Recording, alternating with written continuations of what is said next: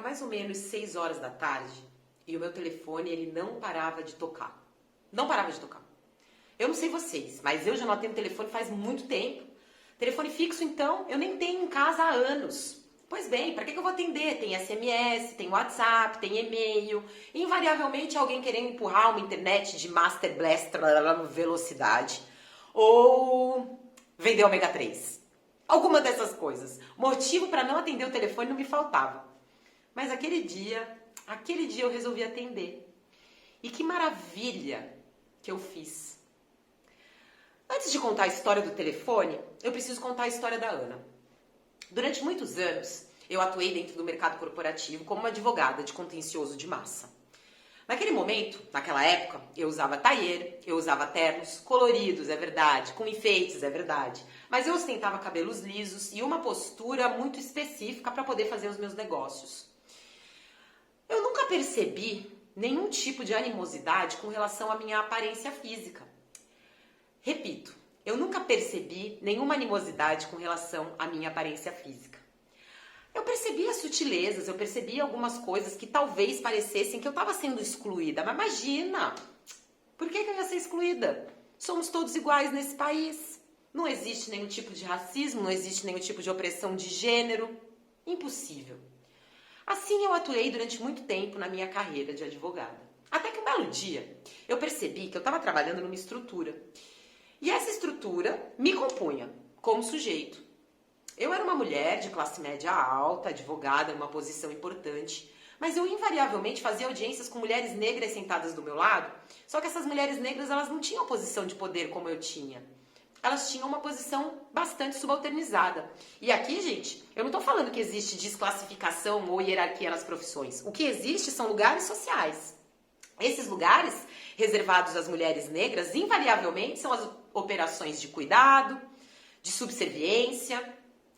Isso é um estereótipo racial que percorre a vida da mulher negra. Enquanto que para a mulher branca, ou para as pessoas brancas, a gente reserva aquela posição de intelectualidade. Por que funciona dessa forma, se estamos num país miscigenado onde todos somos iguais? Funciona dessa forma porque a gente vive uma falsa democracia racial. E aí, eu vou pedir para vocês coragem para fazer a busca do que significa essa falsa democracia racial.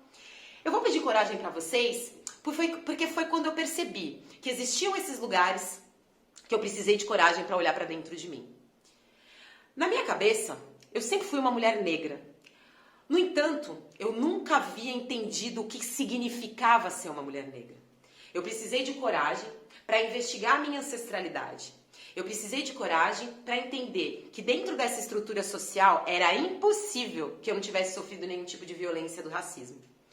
Batata! Dá-lhe análise, dá-lhe terapia. A Ana vai entendendo o que significa ser uma mulher negra.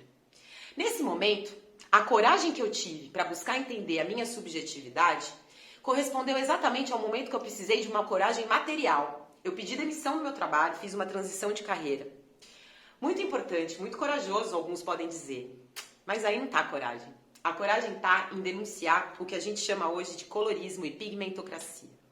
Numa sociedade cindida e numa sociedade miscigenada como a nossa, a questão racial ela é muito complexa.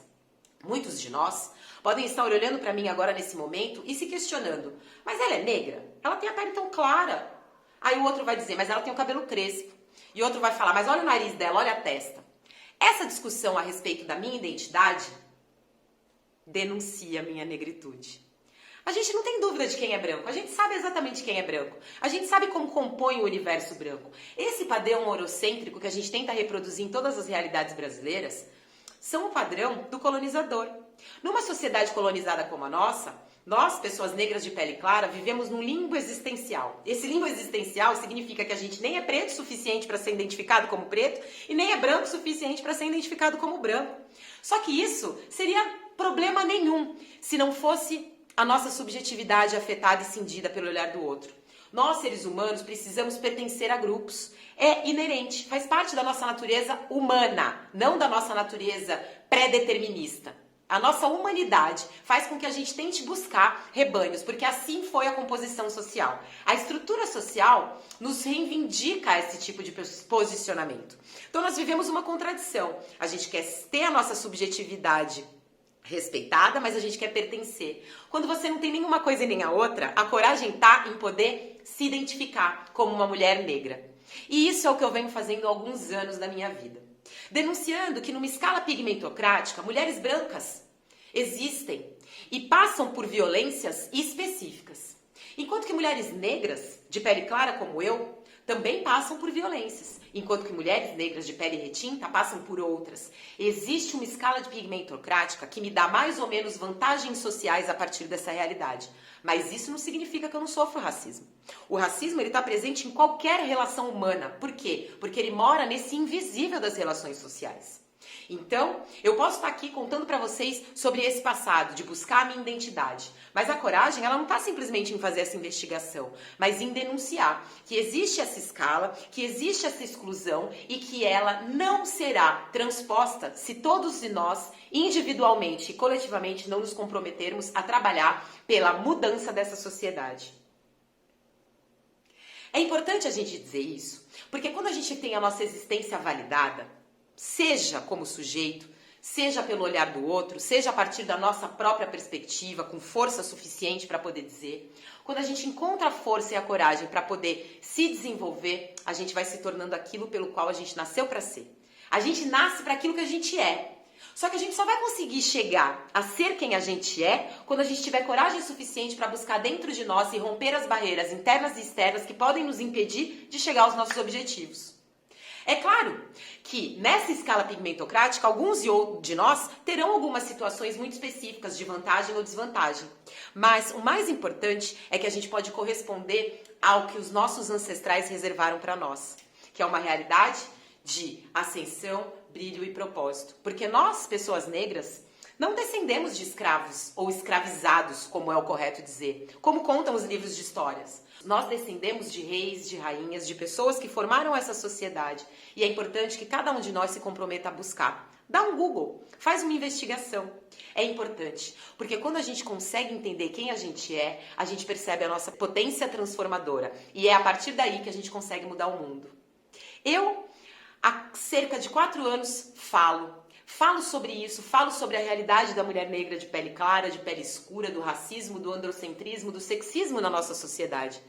Só que eu só consegui começar a falar a partir do momento que eu entendi que eu era o objeto. Eu era o outro do outro. Aquele que não precisa ser muito validado. Aquele que não pertence. Aquele que não é. Eu cansei de não ser. Eu sou. E eu sou na minha subjetividade. Quando eu falo, eu narro a minha história. E eu deixo de ser objeto e eu passo a ser sujeito. Protagonista, aquela que diz. Assim como Grada Quilomba, eu falo porque eu preciso. Eu falo como uma obrigação, porque eu preciso que outras mulheres olhem e se identifiquem e digam, eu também sou capaz. Lembra da ligação que eu recebi?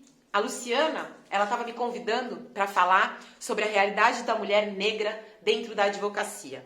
Quando a Luciana me diz, Ana, você quer falar sobre a realidade da mulher negra dentro da advocacia? Eu digo sim. Porque nós temos voz. O que nos falta é palco. Nós temos voz. O que nos falta é escuta ativa. Nós só vamos transformar essa sociedade no dia em que todos nós, brasileiros, todos, invariavelmente, vítimas de uma colonização violenta, nos responsabilizarmos pela mudança estrutural que essa sociedade precisa ter. Não pensem que numa sociedade onde pessoas são inferiorizadas a partir do tom da sua pele, pessoas também são colocadas em posição de poder sem nenhuma necessidade ou sem nenhum mérito, simplesmente por conta da cor da pele.